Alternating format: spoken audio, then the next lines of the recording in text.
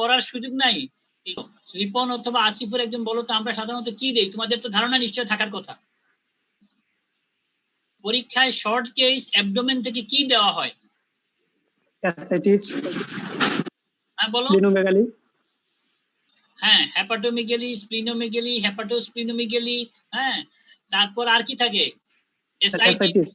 এসাইটিস থাকে, তারপরে লাম্প থাকে, লাম্প ইন অ্যাবডোমেন। হ্যাঁ, অ্যাবডোমিনাল লাম্প। তাহলে এই কমন তো এইগুলাই থাকে, কিন্তু এইগুলোর মধ্যেই দেখা যায় তোমরা পরীক্ষায় অনেকেই খারাপ করে ফেলো। আমি আশা করি যে তোমরা সবাই পাস করবে এবার। হ্যাঁ, 100% আমি আশা করি সবাই পাস করে যাবে যদি তোমরা অ্যাক্টিভলি চেষ্টা করো, কারণ তোমরা তো প্রচুর সময় পাইছো পড়াশোনা করার।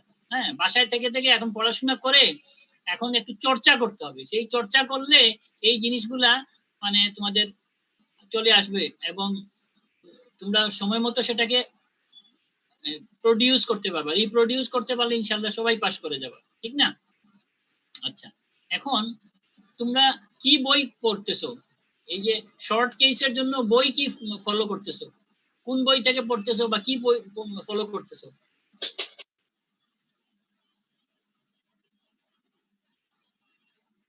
তোমাদের কাছে কি কি বই আছে মেডিসিনের শর্ট কেসের জন্য? প্রস্তুতি তো নিচ্ছ, কয়েকদিন পরে তো পরীক্ষা। এখন তোমরা আসো ব্লগ পোস্টিং। ব্লগ পোস্টিং মানে হলো প্রি ইন্টার্ন। প্রি ইন্টার্ন মানে তোমরা অনেকটা ইন্টার্নের মতোই কাজ করার কথা। আমি বিদেশে যখন ছিলাম দেখছি এই প্রি ইন্টার্ন লেভেলে যারা আছে তারা কিন্তু ইন্টার্নদের মতোই ওয়ার্ডে কাজ করে, কিন্তু ওই কোভিড সিচুয়েশনের কারণে তোমাদেরকে আমরা ওয়ার্ডে কাজ করার সুযোগ দিতে পারতেছি না। কিন্তু তোমাদেরকে তো জানতে হবে। মনে করো তুমি ওয়ার্ডে আসছো, আসার পরে তুমি কি কি দেখবা, বা এর মধ্যে তোমরা যে আগে যে 3rd ইয়ার 4th ইয়ার 5th ইয়ারে যে ক্লাস করছো বা দেখছো ওয়ার্ডে, হ্যাঁ, অ্যাবডোমিনাল কেস গুলো দেখছো না তোমরা? মনে করো তুমি অ্যাবডোমিনাল লাম্প, হ্যাঁ, অ্যাবডোমিনাল লাম্প তুমি ওয়ার্ডে যে দেখছো কিনা? পেটের মধ্যে চাকা, তো পেটের মধ্যে লাম্প, এই যে চাকা, সেই চাকা তোমরা দেখছো কিনা, পাইছো কিনা কোনো চাকা? একজন বলো। আসিফুর? জি স্যার। অ্যাবডোমিনাল লাম্প যে তুমি দেখছো, সেই লাম্পটা কি দেখছিলা, তোমার কি মনে আছে? কোথায় লাম্প ছিল? স্যার লেফট আপার অ্যাবডোমেনে স্যার ছিল।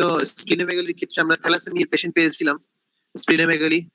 আচ্ছা, তারপর সিএমএল এর পেশেন্টের আমি হিউজ স্প্লিনোমেগালি ছিল। তারপর অনেক পেশেন্টের অ্যাসাইটিস ছিল। তারপর স্যার হেপাটোমেগালিও পেয়েছিলাম আইসোলেটেড।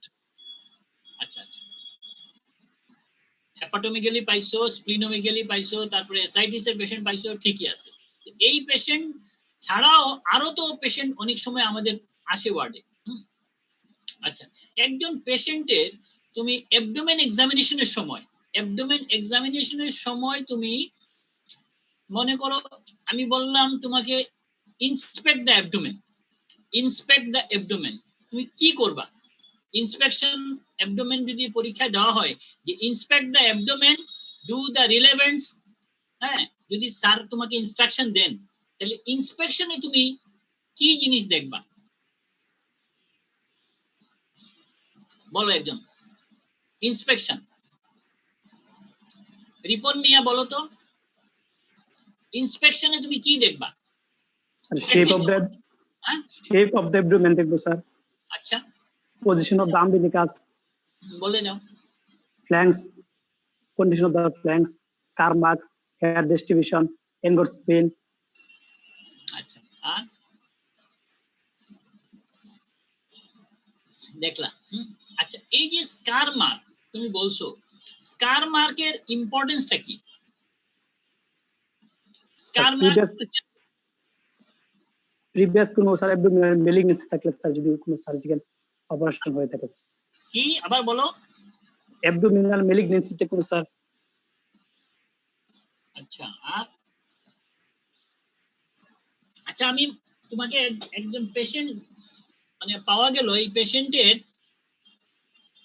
রাইট ইলিয়াক ফোসাতে স্কার মার্ক আছে, ঠিক আছে, এবং রাইট ইলিয়াক ফোসাতে একটা পালপেবল লাম্প আছে। এখন তুমি নেক্সট কি দেখবা, কি খুঁজবা?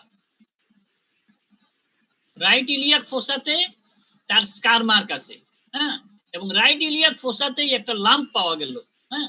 এখন তোমাকে বলা হলো যে inspect the abdomen and do the relevants. এখন তুমি কি খুঁজতে যাবা, যে কোথায় কি দেখবা? এই যে স্কার মার্ক কি কারণে হইতে পারে এবং এই স্কার মার্কের জন্য রিলেভেন্টস তুমি কি খুঁজবা? তোমার ধারণা আছে? অ্যাবডোমিনাল টিউবারকুলোসিসের জন্য স্যার প্রিভিয়াস কোন অ্যাবডোমিনাল টিউবারকুলোসিস আমরা কি অপারেশন করি সাধারণত? অ্যাবডোমিনাল টিউবারকুলোসিস না, এই মনে করে একটা লাম্প আছে, তারপর আমি তোমাকে বললাম যে ডু দ্য রিলেভেন্টস।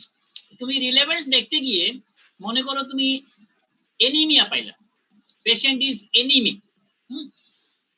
এনিমিক যেহেতু তুমি পেশেন্ট পাইছো এবং পেশেন্টের একটা স্কার মার্ক আছে রাইট ইলিয়াক ফোসাতে একটা লাম্প আছে, তারপর তুমি কি দেখবা?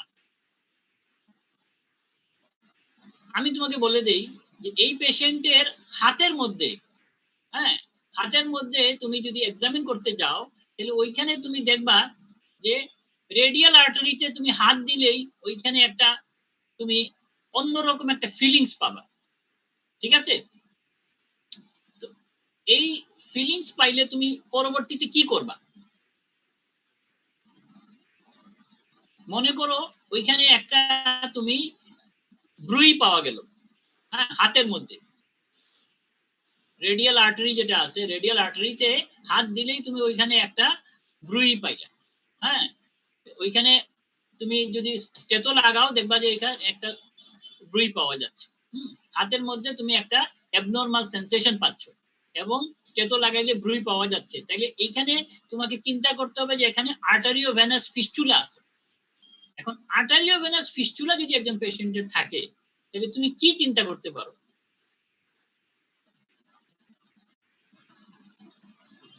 কখন আমরা আর্টারি কাদের আমরা আর্টারি ভেনাস ফিস্টুলা করি, ধারণা আছে? স্যার ডায়ালাইসিস লাগে স্যার, ডায়ালাইসিস। যার ডায়ালাইসিস লাগে তারই আমরা আর্টারিও ভেনাস ফিস্টুলা করি। তো যেহেতু পেশেন্ট এনিমিক, আমি তোমাকে বলছি যে রাইট ইলিয়াক ফোসাতে একটা লাম্প আছে, ওইখানে একটা স্কার মার্ক আছে এবং পেশেন্ট ইজ এনিমিক এবং হাতের মধ্যে তুমি ফিস্টুলার একটা এভিডেন্স পাইলা যে এখানে ফিস্টুলা করা হয়েছে, তাইলে তুমি কি চিন্তা করবা? যে পেশেন্ট নিশ্চয় ডায়ালাইসিস পাইছে, ডায়ালাইসিস পাইছে ওই পেশেন্ট, ওইদিকে এনিমিয়া আছে, হ্যাঁ, এনিমিয়া হয়তো খুব বেশি নাও থাকতে পারে, একটু হয়তো এখন মাইল্ড এনিমিয়াও থাকতে পারে, কিন্তু যেহেতু লাম্প পাওয়া গেছে তাহলে তোমাকে একটা চিন্তা ভাবনা করতে হবে যে it may be renal transplant patient. একটা জিনিস তুমি জেনে রাখো যে এখন সিলেটে কিন্তু আমাদের লিভার ট্রান্সপ্লান্ট পেশেন্টও আছে। তোমাদের ধারণা আছে লিভার ট্রান্সপ্লান্ট সম্পর্কে? লিভার ট্রান্সপ্লান্ট আমরা কাদের করি?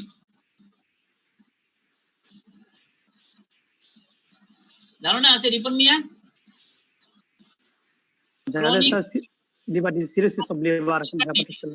আমারই একজন ক্লাসমেট, বর্তমানে সে ডেপুটি ডাইরেক্টর হিসেবে আছে ইবনে সিনা হাসপাতাল সুবানীঘাট।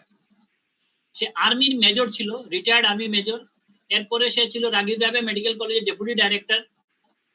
তার হেপাটাইটিস সি থেকে ক্রনিক লিভার ডিজিজ হয়ে যায়, হেপাটিক এনকেফালোপ্যাথি হয়ে যায় এবং সে on the verge of death ছিল। সে ইন্ডিয়াতে গিয়ে ওখান থেকে লিভার ট্রান্সপ্লান্ট করে আসছে এবং সে এখন নতুন করে লাইফ লিড করতেছে। একইভাবে আমাদের সিলেটেও কিডনি ট্রান্সপ্লান্টের পেশেন্টও আছে। তাহলে kidney transplant patient, liver transplant পেশেন্টও আমাদের সিলেটে আছে। যদিও আমরা পরীক্ষার সময় এই কেসগুলো তোমাদেরকে দেই না, কিন্তু যদি এমন হয় যে ওয়ার্ডে কোনো রুগী পাওয়া যাচ্ছে না, কোনো হেপাটোমেগালি, স্প্লিনোমেগালি, এসাইটিস কিছুই পাওয়া যাচ্ছে না, তখন তোমার যদি হঠাৎ মানে বিপদ চলে আসে তাইলে এই ধরনের ট্রান্সপ্লান্ট পেশেন্ট তোমাকে হয়তো পরীক্ষার সময় যদি দিয়ে দেয়, তাইলে তো তুমি একটা মানে যাতে অকওয়ার্ড পজিশনে না পড়ো এই জন্য মাথায় এটা রাখতে হবে।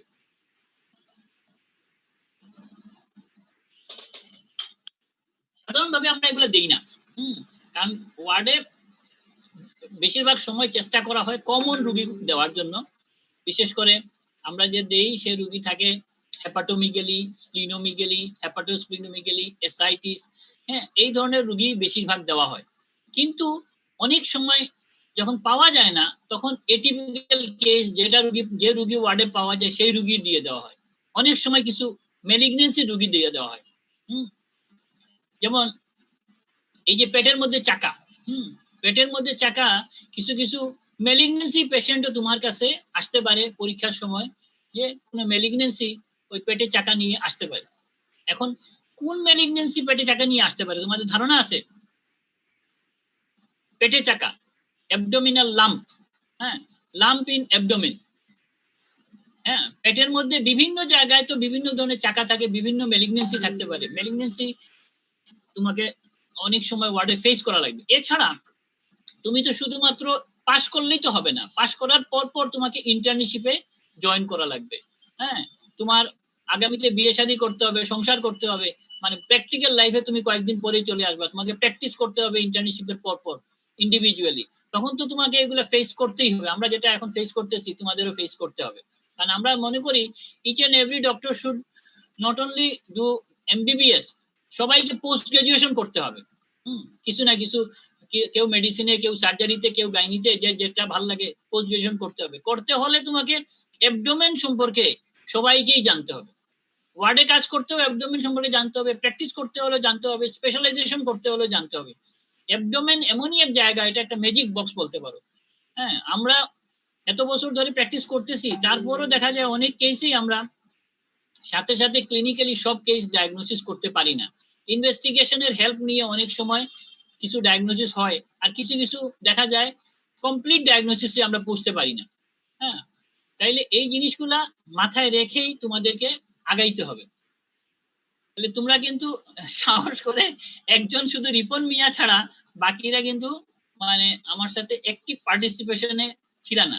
আচ্ছা, আমার কম্পিউটারে কিছু সমস্যা আছে, হঠাৎ করে দেখবা যে এটা মানে কিছুই দেখতে পাচ্ছ না। যদি না দেখতে পাও তাহলে 2 মিনিট অপেক্ষা করবা, তাইলে হয়তো আবার আসতেও পারে।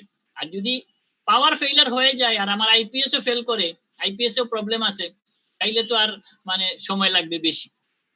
তাইলে এই যে 50 মিনিটের মধ্যে জানি না কয় মিনিট আমি আলোচনা চালায় যেতে পারবো, তারপরও চেষ্টা করে যাই যে দেখি কিছু আলোচনা তোমাদের করি। কারণ তোমাদের পরীক্ষার সময় এই জিনিসগুলো তো খুবই মানে লাগে। যেমন প্রথমেই যে আমরা বলি ইন্সপেক্ট দ্য অ্যাবডোমেন মেথডিক্যালি, তখন তোমাদের নিশ্চয় ক্লাসে আমি বলছি যে ইন্সপেকশন করার সময় স্যাররা যেটা চান সেটা হলো যে পেশেন্টের, তোমরা যেটা করবা পেশেন্টেরকে বলতে হবে যে ভাই আপনি মাথাটা অন্যদিকে ঘুরান। এই যেমন ডান দিকে বাম দিকে যে কোনো দিকে মাথাটা ঘুরায় হা করে জোরে জোরে, এই জিনিসটা আমাদের স্টুডেন্টরা করে না।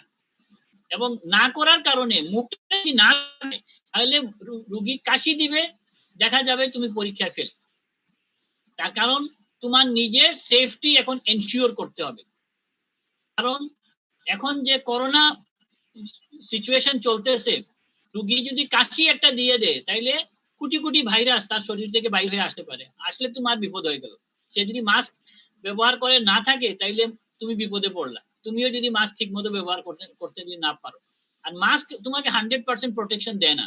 এই জন্য আমরা নিজেরাই এখন রোগীর সামনে থেকে দেখতে নিষেধ করি, বলে পিছন দিক থেকে দেখো। কারণ কখন কে হাঁচি দিবে, কখন কে কাশি দিবে, হ্যাঁ, তা তো আমরা জানি না। ইভেন কথা বললেও কিন্তু জোরে জোরে আমরা কথা বললে এর মাধ্যমেও কিন্তু ভাইরাস ছড়ায়। যার জন্য প্রথম কাজই হবে, তুমি যখন পরীক্ষা দিতে যাবা, রোগীকে যখনই বলবে স্যার যে ইন্সপেক্ট দ্য অ্যাবডোমেন মেথডিক্যালি, তখন প্রথম কাজই হবে রোগীকে বলতে হবে যে ভাই মাথাটা অন্যদিকে টার্ন করেন, মাথাটা এইভাবে ঘুরান, ঘুরে তারপর হা করেন এবং জোরে জোরে শ্বাস নেন। এই কথাটা একদম ম্যান্ডেটরি। এটা না করলে তুমি পরীক্ষায় পাস করতে পারবে না।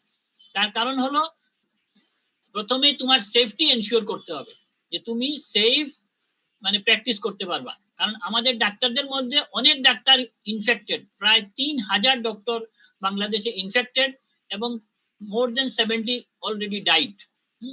এবং আরো কতজন ইনফেক্টেড হবে আর কতজন আরো মারা যাবে আল্লাহ জানে, আমরাও বাঁচবো না মরবো আল্লাহ জানে। কারণ এখন যে সিচুয়েশন চলতেছে, কোভিড সিচুয়েশন, এখন কতদিন এটা লিঙ্গারিং হবে আমরা এখনো জানি না। যার জন্য সাবধানতা অবলম্বন মাস্ট করতেই হবে। এখন নেক্সট যে জিনিসটা আছে, ইন্সপেকশনে তুমি কি দেখবা? যখন জোরে শ্বাস নিবে রোগী সরি, তখন শ্বাস নেওয়ার পরে তোমাকে ইন্সপেক্ট করতে হবে। হ্যাঁ, কি ইন্সপেক্ট করবা? পেটের মধ্যে কোথাও কোনো চাকা আছে কিনা, কোনো লাম্প আছে কিনা, এবং সেই লাম্পটা শ্বাসের সাথে মুভ করে কিনা। রোগী যখন জোরে জোরে শ্বাস নিবে তখন তুমি ভালো করে অবজার্ভ করতে হবে বিভিন্ন অ্যাঙ্গেল থেকে যে কোনো চাকা পেটের মধ্যে আছে কিনা এবং সেই চাকাটা নড়ে কিনা। হ্যাঁ, whether it moves with respiration or not যদি মুভ করে তাইলে একটা জিনিস, আর মুভ না করলে আরেকটা জিনিস চিন্তা করতে হবে। ঠিক আছে? আচ্ছা, এখন চাকাগুলো নিয়ে আমরা সময় পাইলে আলোচনা করব যতটুকু পারা যায়। এখন যে জিনিসটা দরকার যে আমরা কিছু কিছু জিনিস নিয়ে ডিসকাশনে চলে যাই।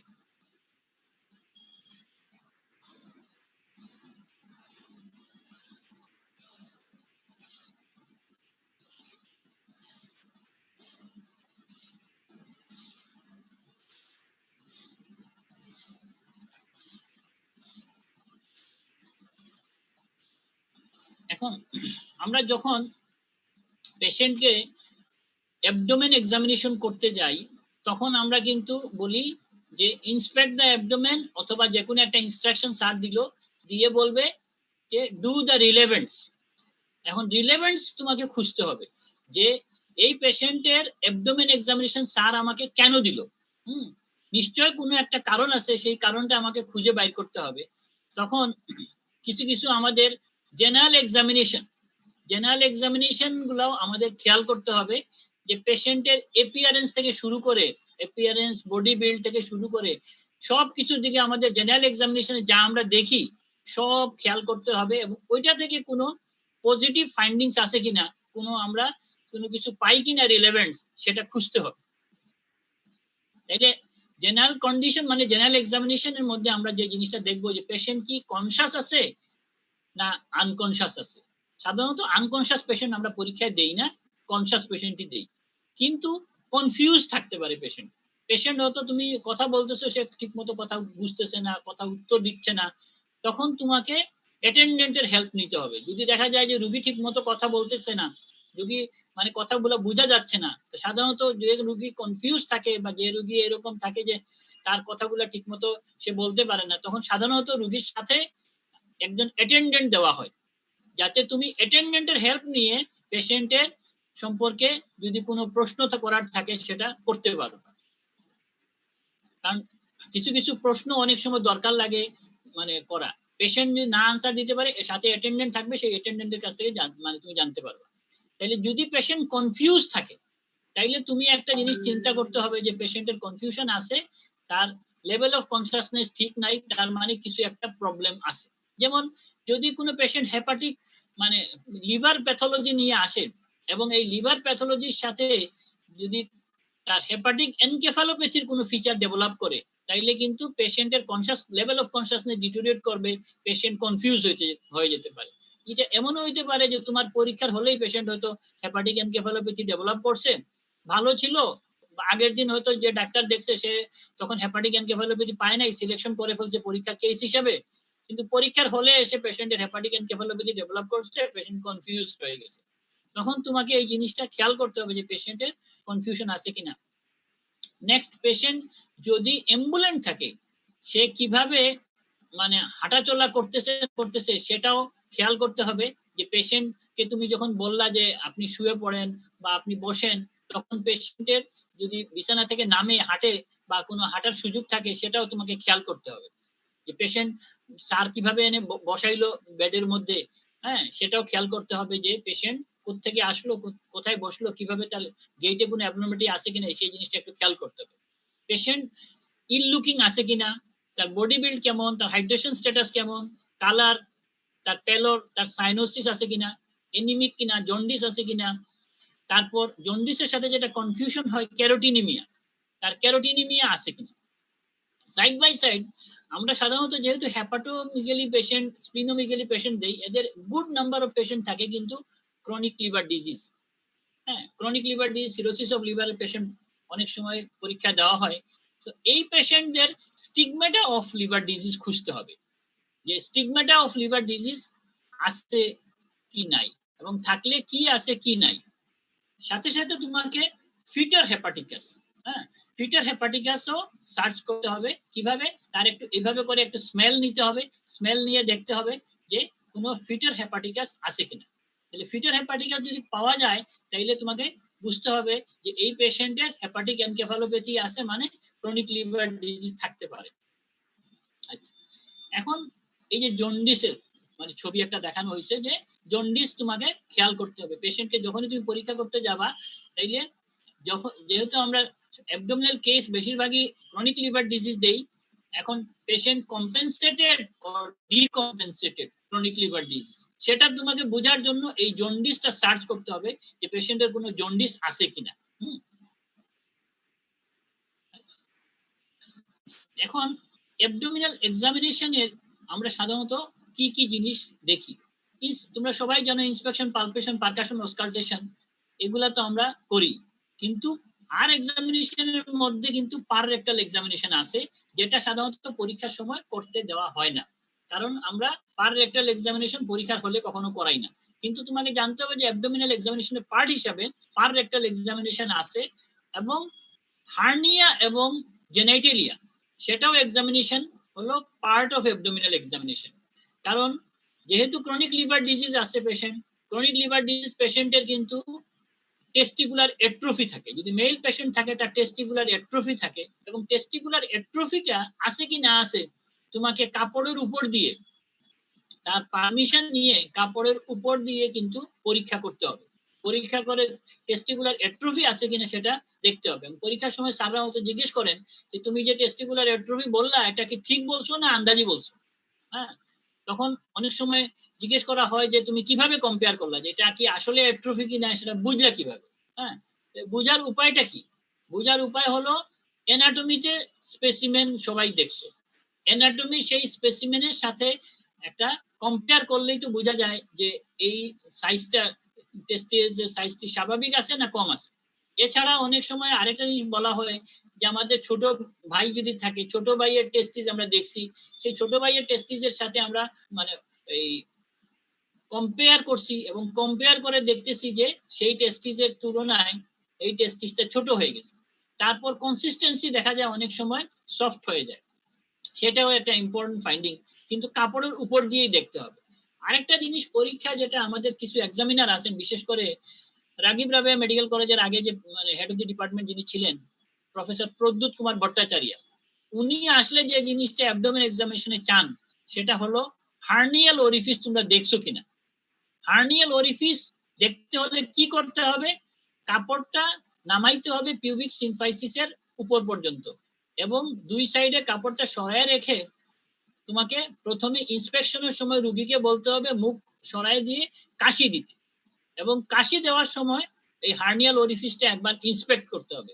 এবং একইভাবে এই হার্নিয়াল ওরিফিসটাকে আবার যখন তুমি পালপেশনে যাবা, তখন দুই হাত এইভাবে করে দুই হাত দিয়ে তোমাকে আবার ওই হার্নিয়াল ওরিফিসে হাত দিয়ে ফিল করতে হবে, এবং পেশেন্টকে কাশি দিতে বলতে হবে।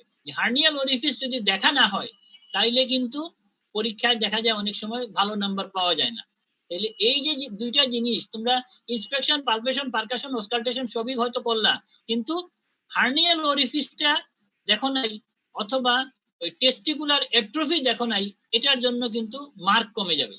তোমাকে স্যার কিছুই বলবে না, মার্ক দেওয়ার সময় তোমাকে কম মার্ক দিবে। কারণ একটা বোর্ড তুমি যদি ভালো করো, আরেকটা বোর্ডে যদি একটু খারাপও হয়ে যায়, এক বোর্ড আরেক বোর্ডকে কভার করে নেয়। এই জন্য চেষ্টা করতে হবে যে যত বেশি নাম্বার মানে শর্ট কেস দিয়ে উঠানো যায়, হ্যাঁ, যাতে তোমার অন্য বোর্ড যদি বাই চান্স একটু খারাপও হয়ে যায় তো ওই বোর্ডটা এটা দিয়ে কভার হয়ে যাবে। আচ্ছা, এখন অ্যাবডোমেনের মধ্যে যে জিনিস, যে স্ট্রাকচার গুলো আছে সেটা তো আমাদের এনাটমি তো মাথায় থাকা স্বাভাবিক। যে এনাটমিক্যাল যে নলেজ, সেই নলেজ গুলো আমাদের বিশেষ করে যখন পেটের মধ্যে চাকা পাওয়া যায়, লাম্প পাওয়া যায়, মাস পাওয়া যায়, তখন খুঁজতে হবে যে কোথায় কোন জায়গায় কি আছে, এবং সেটার সাথে চিন্তা করে করে তোমাকে প্যাথোলজি বের করতে হবে যে কি কারণে এটা হচ্ছে। কিন্তু আরেকটা জিনিস হলো আমরা এক্সপোজ যখন করব তখন যদিও বইপত্রে লেখা আছে আপ টু পিউবিক সিম্ফাইসিস, কিন্তু আমরা পিউবিক হেয়ারের নিচে যাব না, কোনো পেশেন্টের পিউবিক হেয়ার এক্সপোজ করব না। অ্যাবাভ দ্য পিউবিক হেয়ার আমরা মানে কাপড়গুলা রাখবো যাতে পিউবিক হেয়ার তার এক্সপোজ না হয়। জেনিটালিয়া এক্সামিনেশন করব ওভার দ্য ক্লথ, কাপড়ের উপর দিয়ে, কাপড় না সরে কাপড়ের উপরেই হাত দিয়ে দিয়ে ফিল করে আমরা টেস্টিকুলার এক্সামিনেশন করব। তোমরা তো এই অ্যাবডোমিনাল এক্সামিনেশন বিভিন্ন যে রিজিয়ন গুলো আছে সব তোমাদের তো জানাই আছে। আচ্ছা, আমরা অ্যাবডোমিনাল এক্সামিনেশন যখন করতে যাই তখন তো আমরা পেশেন্টকে কি করি, সুপাইন পজিশনে অবশ্যই করি। হ্যাঁ, সুপাইন পজিশনে করার পরে প্রয়োজন হলে অন্য পজিশনে আমরা রোটেট করে করে দেখি। আচ্ছা, এখন যখন আমরা পরীক্ষা করতে যাই তখন খেয়াল করতে হবে অ্যাবডোমেন এক্সামিনেশনে যে হাতটাকে ওয়ার্ম আপ করতে হবে। পেশেন্টের শরীরে হাত দেওয়ার সাথে সাথে যদি তোমার হাতটা ঠান্ডা থাকে তাইলে মাসল টট হয়ে যাবে এবং তুমি যখন পালপেট করতে যাবা তখন ঠিকমতো কোনো ইন্টারপ্রিট করতে পারবে না। এই জন্য একটা জিনিস খেয়াল করতে হবে, একটা হ্যাবিট করে ফেলতে হবে যে অ্যাবডোমেন এক্সামিনেশন করতে গেলেই তোমাকে ওয়ার্ম আপ করতে হবে, হাতটাকে গরম করে তারপরে আস্তে আস্তে এক্সামিনেশনে যেতে হবে এবং মানে সুপারফিশিয়াল পালপেশন জেন্টলি করতে হবে, বেশি জোরে চাপ না দিতে হবে এবং আগে জিজ্ঞেস করে নিতে হবে যে কোথায় তার পেইন আছে। পেইনফুল এরিয়াতে যদি তুমি প্রথমেই চাপ দিয়ে দাও তাহলে তো সে আর কোঅপারেটই করবে না। এবং খেয়াল করতে হবে যে বিভিন্ন সাইড থেকে তোমাকে রোগীকে ইন্সপেক্ট করতে হবে, বিশেষ করে পায়ের দিক থেকে করতে হবে, সাইড থেকে করতে হবে। হ্যাঁ, এবং টেনজেন্সিয়ালি দেখতে হবে যে তুমি কোনো ফাইন্ডিংস মিস করতেছো কিনা। পেশেন্টের অবশ্যই রাইট সাইডে থাকতে হবে।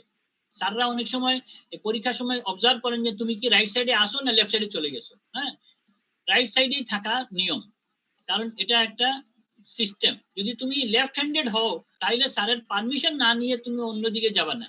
স্যারকে বলতে হবে যে স্যার আমি লেফট হ্যান্ডেড, আমি মানে এক্সামিন করতে আমার অসুবিধা হচ্ছে, তাইলে তুমি তখন লেফট সাইডে যেতে পারবে, আদারওয়াইজ তুমি রাইট সাইডে থাকতে হবে। এক্সপোজ যেটা আছে, এক্সপোজ করার সময় ওই যে জিনিসটা বললাম পিউবিক সিম্ফাইসিসটা ব্যাপারটা খেয়াল রাখতে হবে। উপরে এক্সপোজ করলে খুব একটা অসুবিধা নেই মেল পেশেন্টের, ফিমেল পেশেন্টের আবার ব্রেস্ট এক্সপোজ যেন না হয় সেদিকে আবার খেয়াল রাখতে হবে। বিদেশে ওরা ওই মিড চেস্ট টু মিড থাই এক্সপোজ করে, কিন্তু আমরা এই জায়গার বেশি নিচে নামবো না।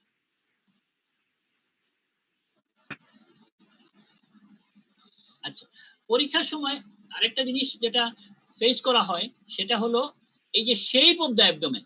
শেপ অফ দ্য অ্যাবডোমেন বলা হয় কিন্তু স্ক্যাফয়েড, কিন্তু আসলে স্ক্যাফয়েড অ্যাবডোমেন হলো একেবারে যারা কেকেটিক পেশেন্ট তাদের অ্যাবডোমেন থাকে স্ক্যাফয়েড। আমরা পরীক্ষার সময় বলবো স্লাইটলি স্ক্যাফয়েড। এই জিনিসটা খেয়াল রাখবা, শুধু স্ক্যাফয়েড বললে হবে না, স্লাইটলি স্ক্যাফয়েড, স্লাইটলি কথাটা লাগাইতে হবে।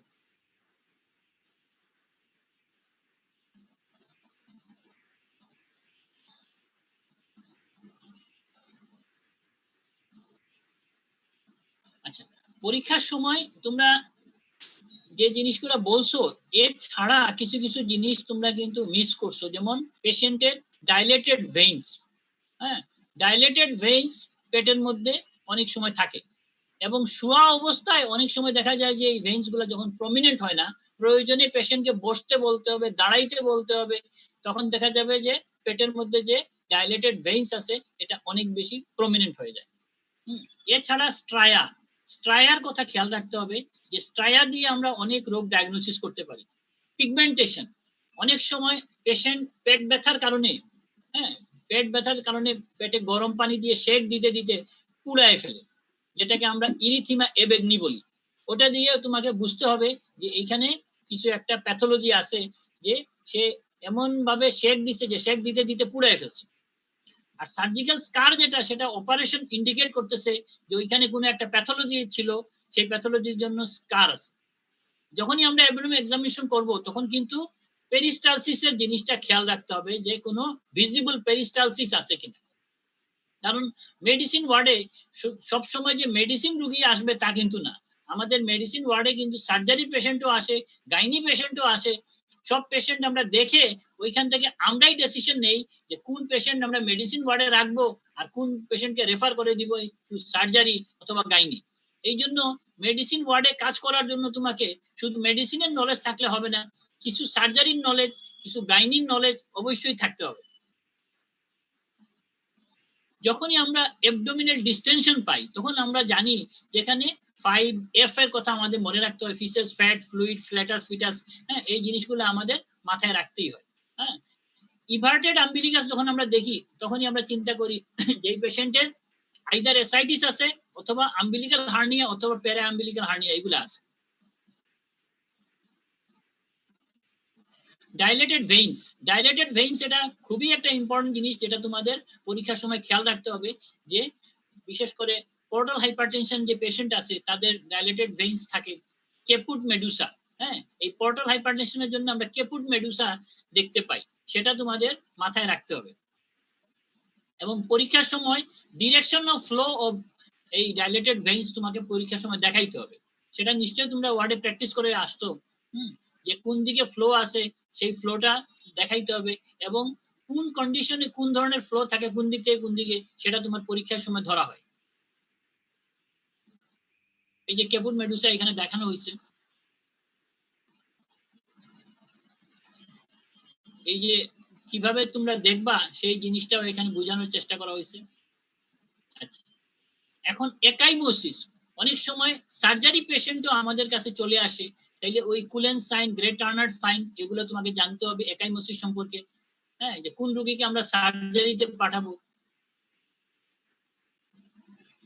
তারপর আমাদের ওয়ার্ডে কিছু এন্ডোক্রাইন পেশেন্ট থাকবে। হ্যাঁ, এন্ডোক্রাইন পেশেন্টের মধ্যে যেমন কুশিংস ডিজিজ, কুশিং সিনড্রোম, এরা কিন্তু অ্যাবডোমিনে স্ট্রায়া থাকে, পার্পলিশ স্ট্রায়া। এছাড়া প্রেগন্যান্সির কারণে যে লিনিয়া নাইগ্রা, স্ট্রায়া গ্রেভিডারাম এটাও থাকতে পারে, বিশেষ করে ফিমেল পেশেন্টদের এটা আমরা পাই। এছাড়া পিগমেন্টেশনের আরো যে কারণ আছে, যেমন এডিসনস ডিজিজ এটা একটা, তারপর ভন র্যাকলিং সসেজ ডিজিজ, ক্যাফেলো স্পট যেটা আমরা পাই সেটা তোমার মাথায় রাখতে হবে। তারপর হলো ভিটিলিগো, হ্যাঁ, অ্যাবডোমেনে বা অন্য জায়গায়ও ভিটিলিগো আমরা পাই। তাহলে এই ভিটিলিগো কিন্তু কি ইন্ডিকেট করতেছে, কোনো অটো ইমিউন ডিজিজ হয়তো পেশেন্টের আছে। তাইলে এই ভিটিলিগো তোমাকে খুঁজতে হবে যে কোথাও কোনো ভিটিলিগো আছে কিনা, এবং সেটাও পরীক্ষার সময় বলতে হবে। এই যেমন এই পেশেন্টের এই বিভিন্ন জায়গায় ভিটিলিগো আছে, এই জায়গায় ভিটিলিগো আছে। স্কার সম্পর্কে তো বলছি যে স্কার ইন্ডিকেট করতেছে যে মানে কোনো একটা অপারেশন করা হয়েছিল। হ্যাঁ, সেই অপারেশন তোমাকে মাথায় রেখেই তো পেশেন্টের সব মানে ফাইন্ডিংসটা এলিসিট করতে হবে। এইখানে বিভিন্ন ধরনের ইনসিশন আছে, সেই ইনসিশন দিয়ে আমরা বুঝতে পারি যে কি অপারেশন হয়েছে। পেশেন্ট পেরিস্টালসিস দিয়ে আমরা বুঝতে পারি, ভিজিবল পেরিস্টালসিস যদি থাকে, হ্যাঁ, তাইলে আমরা চিন্তা করবো যে পেশেন্টের ইন্টেস্টিনাল অবস্ট্রাকশন আছে। হ্যাঁ, তারপর ভিজিবল পেরিস্টালসিস আমরা গ্যাস্ট্রিক আউটলেট অবস্ট্রাকশনও দেখতে পারি।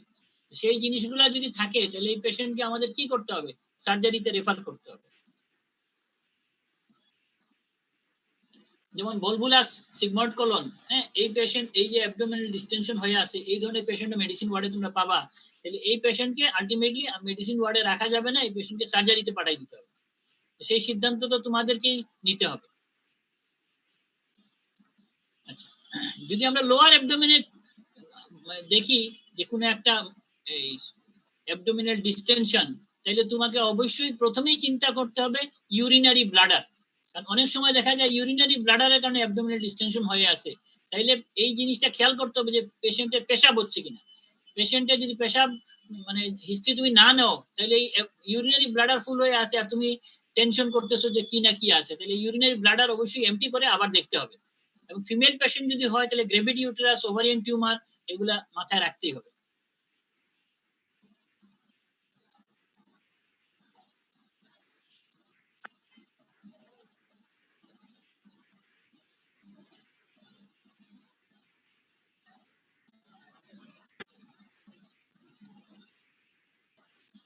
এখানে আমরা যখন এক্সামিন করি কিছু কিছু রোগী আমরা কিন্তু এওর্টিক মানে এনিউরিজম পর্যন্ত পাইছি।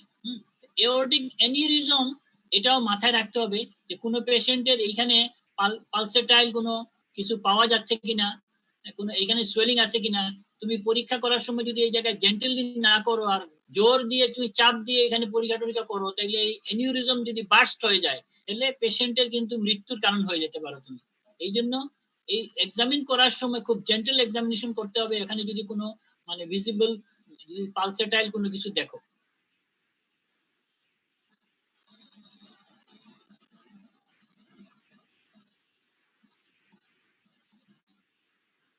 আচ্ছা, আমরা যখন পরীক্ষায় দেই যে লাম্প ইন অ্যাবডোমেন, তখন হেপাটোমিক্যালি যখন থাকবে, হেপাটোমিক্যালি থাকলে আমরা তখন যে জিনিসটা এক্সপেক্ট করি যে তোমার লিভার স্পেনটা অবশ্যই মাপতে হবে।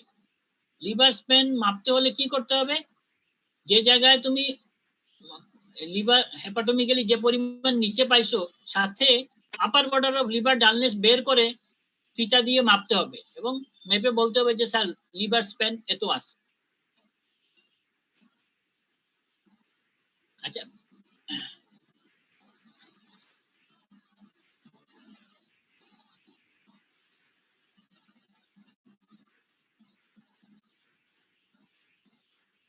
স্প্লিন সম্পর্কে একটু বলি। তোমাদের কি ধারণা স্প্লিন কি সব সময় নট ব্যালটেবল, কথাটা কি কারেক্ট? আসলে কারেক্ট না।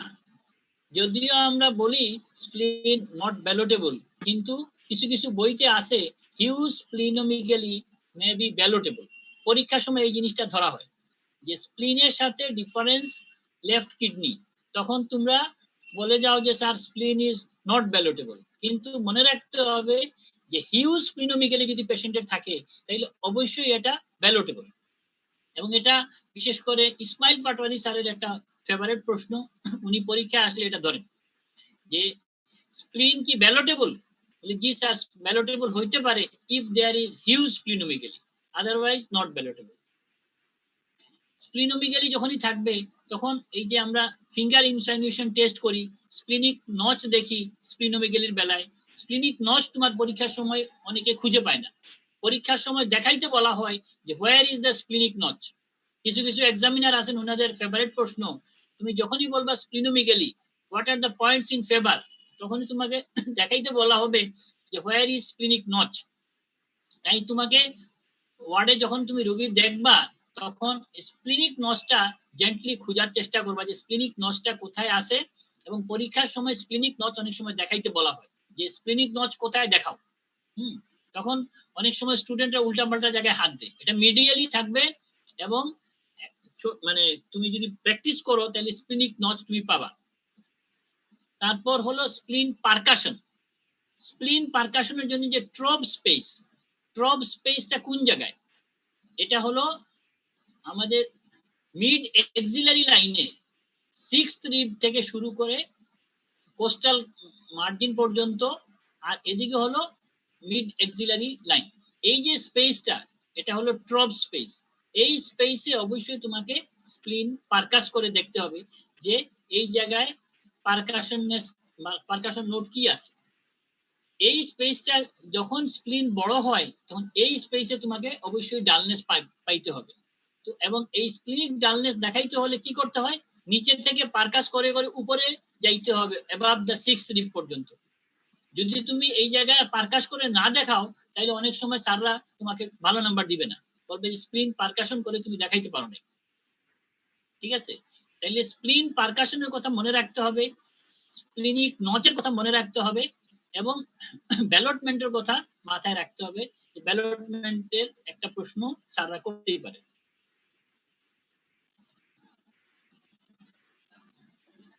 আচ্ছা, পরীক্ষার সময় কিডনি অনেক সময় কেস দেওয়া হয়, যেমন পলিসিস্টিক কিডনি ডিজিজ।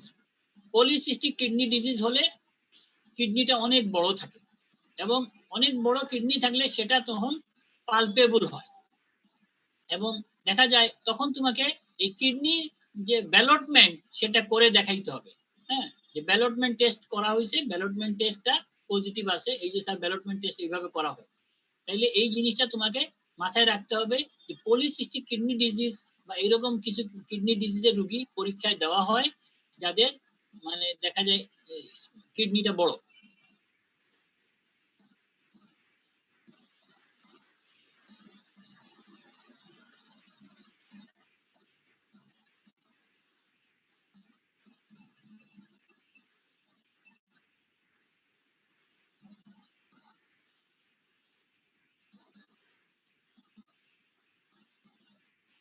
অনেক সময় দেওয়া হয় যে গল ব্লাডার এক্সামিনেশন। হ্যাঁ, গল ব্লাডার জন্ডিসের পেশেন্ট দেখা গেল যে পেশেন্টের গল ব্লাডার পালপেবল আছে। তাহলে গল ব্লাডার যদি পালপেবল থাকে, হ্যাঁ, palpable gall bladder with jaundice কি কি রোগ হইতে পারে, হ্যাঁ, palpable gall bladder without jaundice কি কি হইতে পারে, সেটা তোমাকে পরীক্ষার সময় হয়তো ধরা হইতে পারে।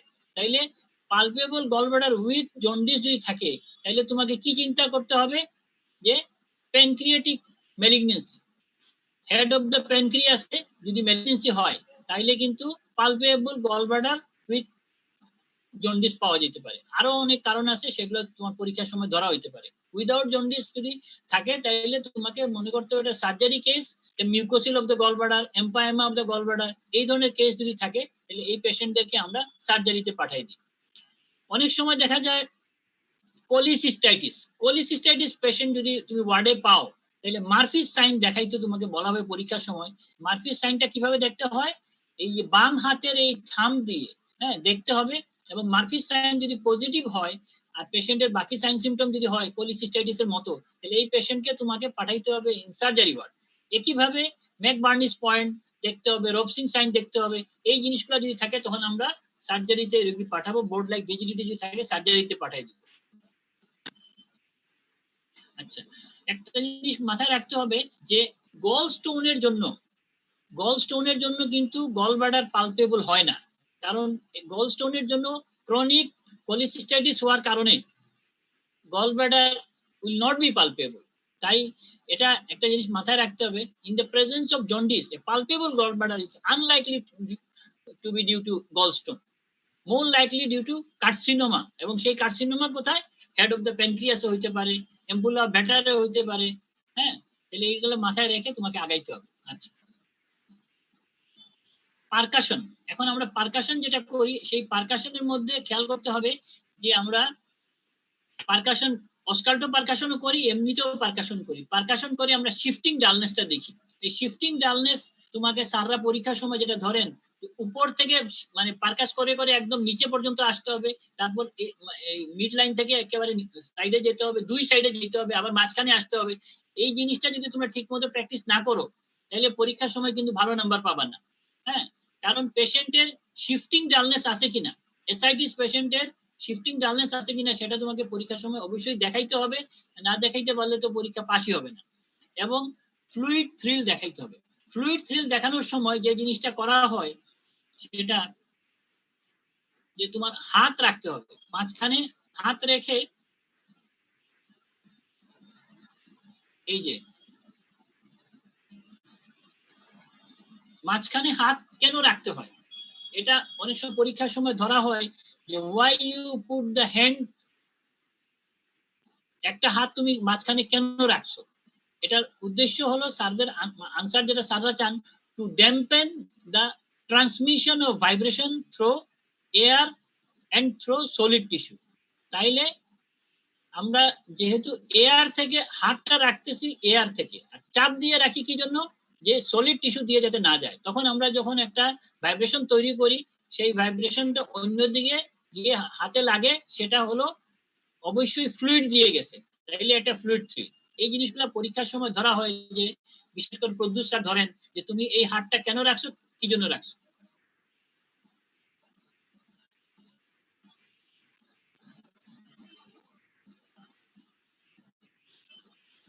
এসআইটিস এর সাথে ওভারিয়ান সিস্ট, সেটা তোমাকে ডিফারেন্সিয়েট করতে হবে। ইন্টেস্টিনাল অবস্ট্রাকশন ডিফারেন্সিয়েট করতে হবে, কোন কন্ডিশনে কি রকম সাউন্ড আমরা পাই। এসআইটিস থাকলে এদিকে পুরাটাই ডাল পাওয়া যাবে, শুধু এই মাঝখানে এইখানে স্টমাক আছে এবং ইন্টেস্টিন আছে, এই জায়গায় টিম্প্যানেটিক সাউন্ড পাওয়া যাবে।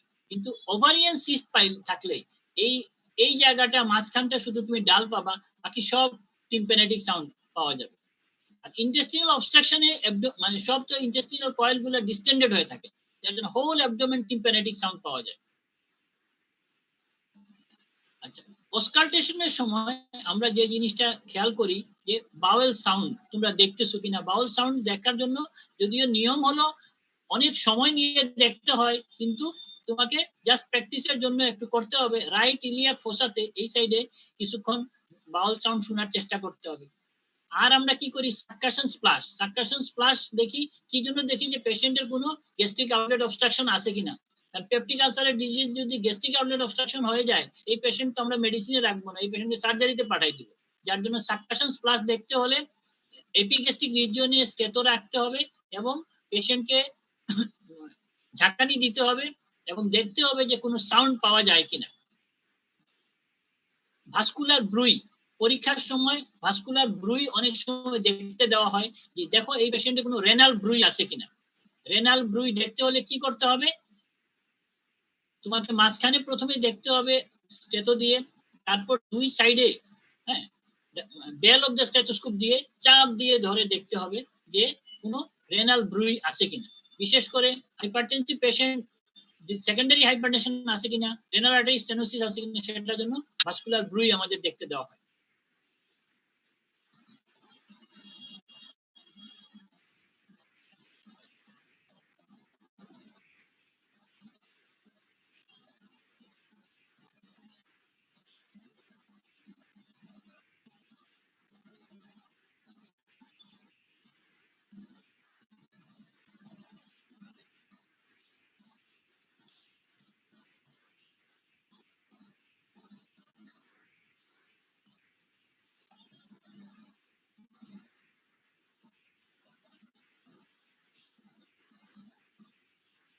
আচ্ছা,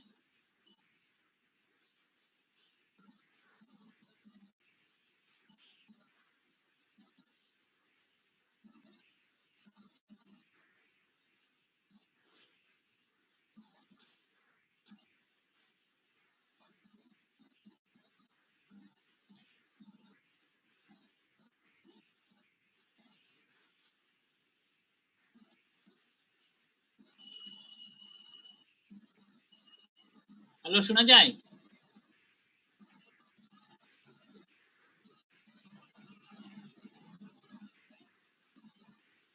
এই লিউকোনাইকিয়া পরীক্ষার সময় স্যাররা খুব একটা মানতে চান না, যদিও এটা একটা important findings in chronic liver disease, কিন্তু লিউকোনাইকিয়াটা বিশেষ করে আহবাব স্যার যদি এক্সামিনার হন তাইলে লিউকোনাইকিয়াটা উনি খুব একটা মানতে চান না, যার জন্য লিউকোনাইকিয়াটা তোমরা হাইলাইটস করবা না as a feature of chronic liver disease. কিন্তু পরীক্ষার সময় খোঁজা হয় স্পাইডার এনজিওমেটা, এই জিনিসটা তোমাকে খুঁজতে হবে ভালো করে এবং পিন দিয়ে হ্যাঁ এবং গ্লাস লাইট দিয়ে এগুলা দেখাইতে বলা হয়। হ্যাঁ, পিনের ওই যে উল্টা সাইড দিয়ে তোমাকে এখানে চাপ দিয়ে দেখতে হবে যে ডিসঅ্যাপিয়ার করে কিনা, এবং গ্লাস লাইট পরীক্ষার সময় নিয়ে আসতে হবে, গ্লাস লাইট দিয়ে চাপ দিয়ে দেখাইতে হবে এখানে এই যে স্পাইডার এনজিওমা এটা ডিসঅ্যাপিয়ার করতেছে চাপ দিলে। আচ্ছা, কিছু কেস আমরা ক্রনিক লিভার ডিজিজ যাদের দেই ডুপিট্রিন্স কন্ট্রাকচার থাকে, এই যে ডুপিট্রিন্স কন্ট্রাকচার তোমাকে মাথায় রাখতে হবে। তোমরা ওয়ার্ডে পাইছো কিনা জানি না আমি, কিন্তু আমরা ওয়ার্ডে পাইছি যে এই যে ডুপিট্রিন্স কন্ট্রাকচার, এই ডুপিট্রিন্স কন্ট্রাকচার বিশেষ করে অ্যালকোহলিক সিরোসিস যদি পেশেন্ট হয় তাইলে এই পেশেন্টের এই ডুপিট্রিন্স কন্ট্রাকচারটা পাওয়া যায়।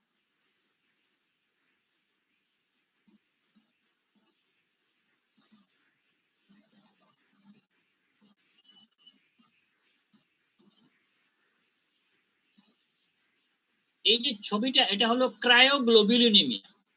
হ্যাঁ, হেপাটাইটিস সি দিয়ে যদি ক্রনিক লিভার ডিজিজ হয় তাইলে এই ধরনের স্কিন ম্যানিফেস্টেশন তোমরা পাইতে পারো, যেটাকে আমরা বলি ক্রায়োগ্লোবুলিনিমিয়া। এই ক্রায়োগ্লোবুলিনিমিয়া তোমার মাথায় রাখতে হবে যে ক্রায়োগ্লোবুলিনিমিয়া পাওয়া যায় কিসে, হেপাটাইটিস সি বা রিলেটেড যদি ক্রনিক লিভার ডিজিজ হয়, সিরোসিস অফ লিভার যদি হেপাটাইটিস সি থেকে হয় তাহলে এইরকম ক্রায়োগ্লোবুলিনিমিয়া পাওয়া যেতে পারে স্কিন ম্যানিফেস্টেশন। আচ্ছা, এটা একটা short case examination of internal medicine বই থেকে নেওয়া, তোমরা ইন্টারনেট থেকে কিছু বই ডাউনলোড করে নিতে পারো।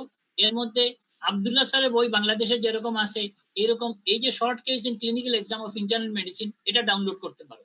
আফজাল মীরের একটা আছে ক্লিনিক্যাল ডায়াগনোসিস বই, যেটা আমাদের শিশির চক্রবর্তীর খুব ফেভারিট একটা বই, যার জন্য সে তো যে এক্সামিনার হবেই তোমাদের, যার জন্য এটাও আফজাল মীরের লেখা একটা বই আছে ক্লিনিক্যাল ডায়াগনোসিস পিক্টোরিয়াল, পুরো বইটাই শুধু ছবি দিয়ে ভরা। হ্যাঁ, সেই বইটাও তোমরা ডাউনলোড ইন্টারনেট থেকে পড়তে পারো।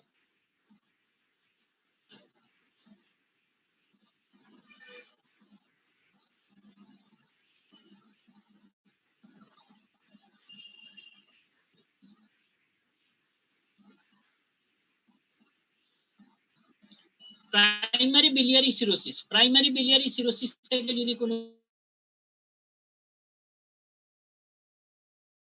স্ক্র্যাচ মার্ক, হ্যাঁ, কারণ স্ক্র্যাচ মার্কটা কিন্তু খুঁজতে হবে।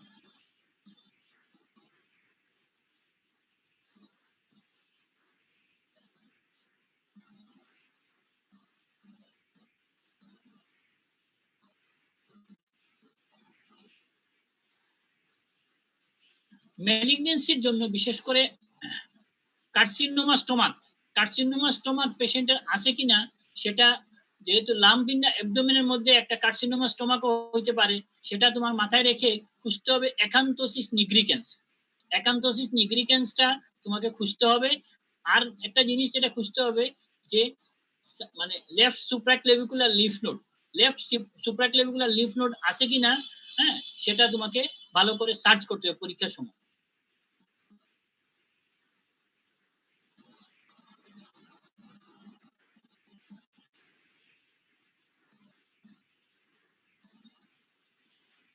পামার ইরিথিমা খুবই ইম্পর্টেন্ট একটা জিনিস, যেটা পরীক্ষায় খুবই ধরা হয়, যে পামার ইরিথিমা তুমি দেখছো কিনা এবং পামার ইরিথিমার আদার কজ। যখনই তুমি বলবা যে দেয়ার ইজ পামার ইরিথিমা, তখনই স্যার বলবে যে এটা stigmata of chronic liver disease হইতে পারে, আবার অন্য কারণে হইতে পারে। What are the other causes of palmar erythema, সেটা তোমাকে পরীক্ষার জন্য প্রস্তুত থাকতে হবে। যে এটা রিউমাটয়েড আর্থারাইটিস হইতে পারে, প্রেগন্যান্সিতে হইতে পারে, হ্যাঁ, নরমাল ভ্যারিয়েন্ট হিসাবেও আসতে পারে।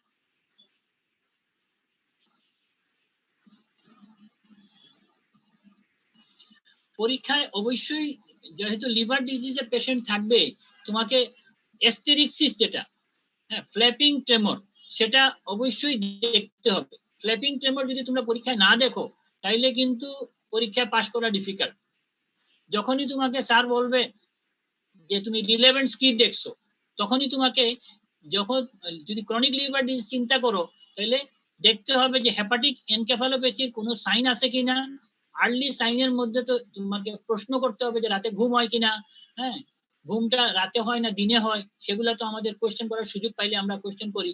আর যেটা এক্সামিনেশনের সময় তোমাকে ফ্ল্যাপিং ট্রেমরটা দেখতে হবে, হেপাটিক ফ্ল্যাপ আছে কিনা। এই হেপাটিক ফ্ল্যাপই তোমাকে ইন্ডিকেট করবে যে পেশেন্ট হেপাটিক এনকেফালোপ্যাথি আছে কিনা। এটা পরীক্ষায় না দেখলে কিন্তু পরীক্ষায় নাম্বার পাওয়া যাবে না।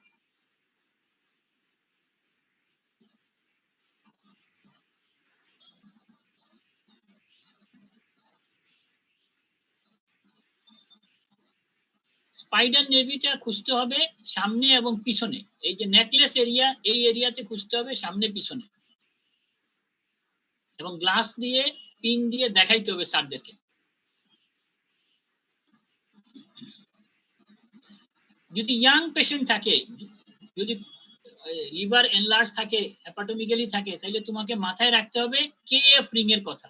যেমন আমাদের ওয়ার্ডে এই মুহূর্তেও রুগী আছে কিন্তু উইলসনস ডিজিজ, তাহলে উইলসন ডিজিজ মাথায় রেখে এই কেএফ রিংটার কথা মাথায় রাখতে হবে এবং কেএফ রিং খুঁজতে হবে, এবং এটা স্যারদেরকে বলতে হবে যে স্যার কেএফ রিং এই জিনিসটা আমি স্লিট লেগ এক্সামিনেশনের মাধ্যমে কনফার্ম করব। এছাড়া আমরা চোখ যখন দেখব, তখন প্রাইমারি বিলিয়ারি সিরোসিসে এখানে জেন্টিলিসমা আমরা খুঁজবো, জেন্টিলিসমা পেশেন্টের আছে কিনা।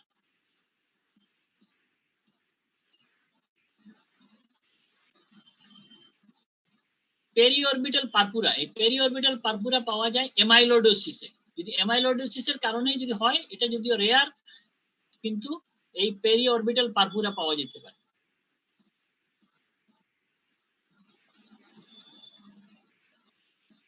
এছাড়া আমরা অ্যালকোহলিক লিভার ডিজিজে প্যারোটিড সোয়েলিং খুঁজি, যে পেশেন্টের কোনো প্যারোটিড সোয়েলিং আছে কিনা।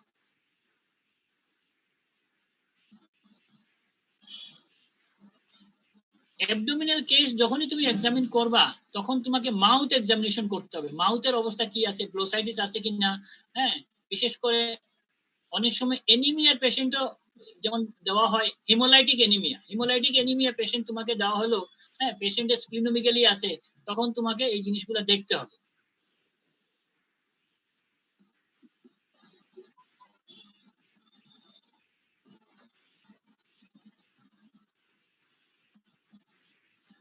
আরেকটা জিনিস খেয়াল করতে হবে, গাইনিকোমেশিয়া, হ্যাঁ, পেশেন্টের গাইনিকোমেশিয়া আছে কিনা, গাইনিকোমেশিয়া এই জিনিসটা দেখতে হবে।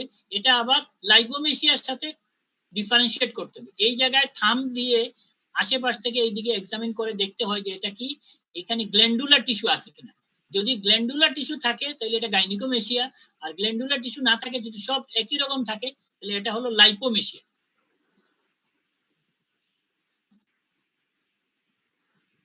তারপর থিওরিটিক্যাল কোয়েশ্চেন তোমাদেরকে প্রচুর জিজ্ঞেস করা হবে এই রিলেটেড, হ্যাঁ, লিভার প্যাথোলজি পাইলে লিভার সম্পর্কে যত মানে লিভারের যা আছে সব জিজ্ঞেস করা হবে, স্প্লিন পাওয়া গেলে স্প্লিনের সব প্যাথোলজি সম্পর্কে জিজ্ঞেস করা হবে, what are the causes of splenomegaly, what are the causes of hepatomegaly, এবং এই রিলেটেড ডিটেলস সবকিছু যাওয়া লাগবে। ম্যালেরিয়া, কালাজ্বর থেকে প্রশ্ন, টাইফয়েড থেকে প্রশ্ন, কি না প্রশ্ন, স্যাররা যখন যেটা মাথায় আসে সব প্রশ্ন করবে।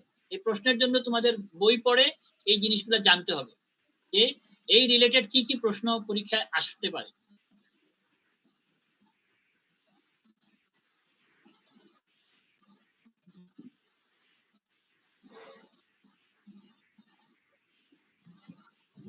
সময় তো শেষ নাকি? আসলে আমি মেইন জিনিসে যাইতেই পারলাম না, হ্যাঁ, সূচনাতেই শেষ হয়ে গেল সময়।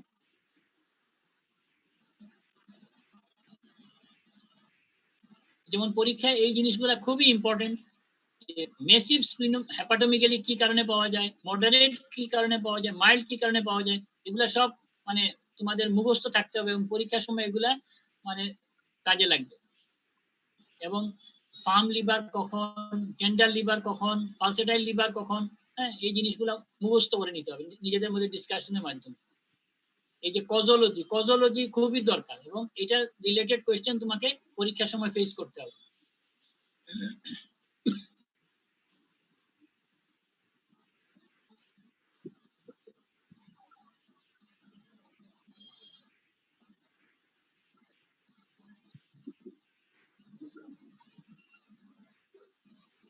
তোমাদের কোনো প্রশ্ন থাকলে বলো।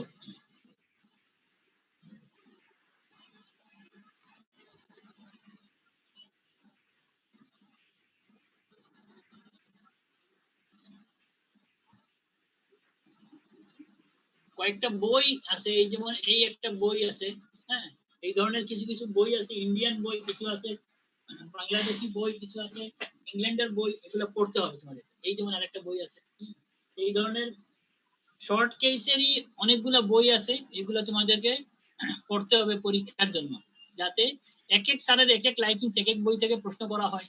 হ্যাঁ, সব স্যার কিন্তু আব্দুল্লাহ স্যারের বই লাইক করেন না। হ্যাঁ, কেউ আসছেন ওই যে কি নাম কুন্ডুর বই পড়েন, কেউ আছেন সরকার স্যারের বই পড়েন, কেউ আছে এই যে এই বইয়ের নাম হলো এস এন চুগের বই। হ্যাঁ, এক এক স্যারের এক এক লাইকিংস। এখন কোন স্যার কোন বই পড়ে আসতেছে আমাদের তো জানা নাই, তবে যতটুকু পারা যায় পড়ে আসতে হবে। আর আমাদের মেইন বইগুলো তো আছেই, ওয়ার্ডে তো নিশ্চয়ই এগুলো তোমাদেরকে পড়ানো হয়েছে। তোমরা নিজ দায়িত্বে সব পড়ে নিতে হবে। হ্যাঁ বলো।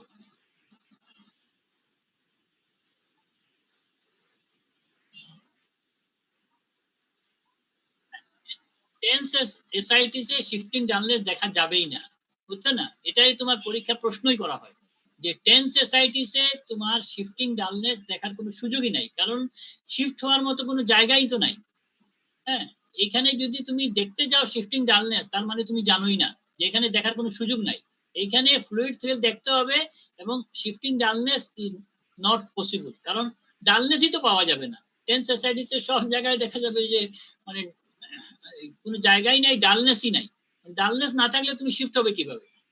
ঠিক আছে, এটা একটা পরীক্ষার প্রশ্ন যে টেন্স এসআইটিসে শিফটিং ডালনেস দেখা সম্ভব না, তার কারণ ডালনেস থাকেই না, তুমি দেখবা কিভাবে? বলো আর কি প্রশ্ন?